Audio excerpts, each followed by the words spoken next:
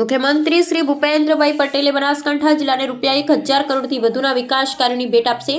આગામી 11 ડિસેમ્બરના રોજ મુખ્યમંત્રી શ્રીના હસ્તે બનાસકાંઠાના 22થી વધુ વિકાસ કાર્યોનું ખાતમુહૂર્ત તથા લોકાર્પણ કરાશે। એરોમા સર્કલ પાલનપુર ખાતે થતી ટ્રાફિકની સમસ્યા બનશે હવે ભૂતકાળ। મુખ્યમંત્રી શ્રી ગ્રીનફિલ્ડ બાયપાસનું કરશે ખાતમુહૂર્ત। મુખ્યમંત્રી શ્રીના સમગ્ર કાર્યક્રમના સુચારુ આયોજનને લઈ જિલ્લા કલેક્ટર શ્રી મિહિર પટેલના અધ્યક્ષસ્થાને બેઠક યોજાઈ।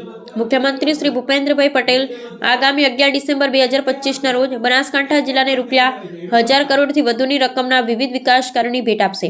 મુખ્યમંત્રી શ્રીના હસ્તે બનાસકાંઠાના 7થી વધુ વિકાસ કાર્યોનું લોકાર્પણ તથા 15થી વધુ વિકાસ કાર્યોનું ખાતમુહૂર્ત કરાશે।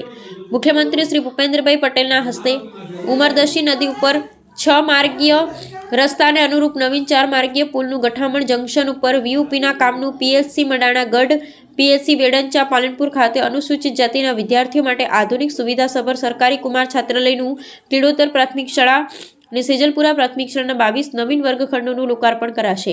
મુખ્યમંત્રી શ્રી ભૂપેન્દ્રભાઈ પટેલના હસ્તે Palanpur bypass road, bypass on Palanpur city for Ahmedabad to Deesa and Deesa to Abu road રસ્તાને અનુરૂપ નવીન 4 માર્ગીય પુલનું કામ, પાટણ ડીસા માર્ગનું વિસ્તરણ તથા મજબૂતીકરણ, રેલવે લાઇન પર આરઓબીનું નિર્માણ, પાલનપુર નજીક ઉમરદશી નદી પર 4 લેન પુલનું બાંધકામ અને ડીએફસીસી રૂટ પર નવા આરઓબીનું નિર્માણ સહિતના ટ્રાન્સપોર્ટેશન ઇન્ફ્રાસ્ટ્રક્ચરના મહત્વપૂર્ણ કાર્યોનું ખાતમુહૂર્ત થશે।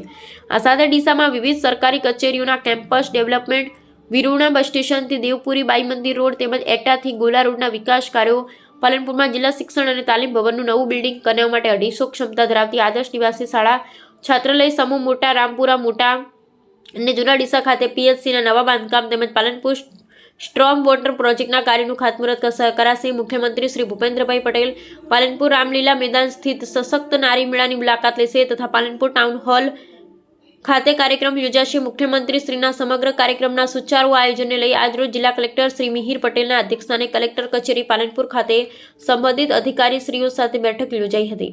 પાલનપુર એરોમા સર્કલ ખાતે થતી ટ્રાફિક સમસ્યા હવે ભૂતકાળ બનશે તો નવાઈ નહીં, કારણ કે મુખ્યમંત્રી શ્રીના હસ્તે પાલનપુર ગ્રીનફિલ્ડ બાયપાસનું ખાતમુહૂર્ત થયા બાદ બાયપાસ રોડ બનાવવાની કામગીરી ટૂંક સમયમાં શરૂ થનાર છે। સરકાર શ્રી દ્વારા કુલ 562 કરોડના ખર્ચે 3 ભાગમાં ગ્રીનફિલ્ડ બાયપાસ બનાવવાની કામગીરી કરાશે।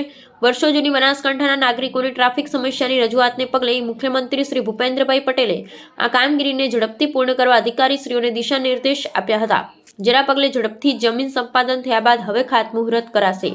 વર્તમાન પાલનપુર શહેરમાંથી અમદાવાદ, દિલ્હી, રાજસ્થાન, કંડલા તરફ જતા વાહન વ્યવહાર શહેરના એરોમા સર્કલથી પસાર થાય છે। દિન પ્રતિદિન વધેલ વાહન વ્યવહારના લીધે પાલનપુર શહેરના એરોમા સર્કલ પર ભારે ટ્રાફિક સમસ્યા સર્જાઈ છે। હાલમાં પાલનપુર શહેરમાં એરોમા સર્કલથી અંદાજિત 6600 જેટલા મોટા વાહનો સાથે કુલ 29,500 જેટલા વાહનો પસાર થાય છે। સદર પાલનપુર બાયપાસની કામગીરી માટે કુલ 14 ગામની 157.81 હેક્ટર જમીન સંપાદનની કામગીરી પૂર્ણ કરાઈ છે। આ greenfield bypass road Abu road પર આવેલ સોનગઢ ગામથી શરૂ થઈ ચડોતર ગામ પાસેથી પસાર થઈ જગાણા ગામ પાસે અમદાવાદ હાઈવે સાથે કનેક્ટ કરાશે। સદર ગ્રીનફિલ્ડ બાયપાસ રોડની કામગીરી કુલ 3 ભાગમાં કરાશે, જેની કુલ લંબાઈ 24.5 કિલોમીટર રહેશે। આ બેઠકમાં જિલ્લા વિકાસ અધિકારી શ્રી એમ.જે. દવે, જિલ્લા પોલીસ અધિક્ષક શ્રી પ્રશાંત સુંબે, નિવાસી અધિક જિલ્લા કલેક્ટર શ્રી સીપી પટેલ સહિત સંબંધિત વિભાગના અધિકારીશ્રીઓ ઉપસ્થિત રહ્યા હતા।